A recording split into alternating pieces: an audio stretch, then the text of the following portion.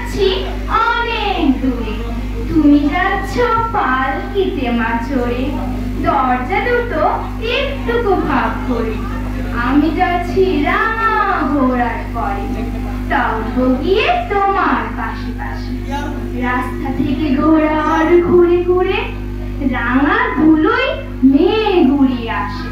সন্ধে হলো, সূর্য নামে পাখি এলেম যেন জোড়া দেখে মাথায়, ধুধু করে যেদিক পানে চায়, কোনখানে জনমানব নাই।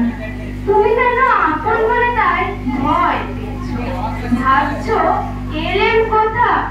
আমি বলছি ভয় করো না মাগো, ওই দেখা যায় মনে নদীর সোতা।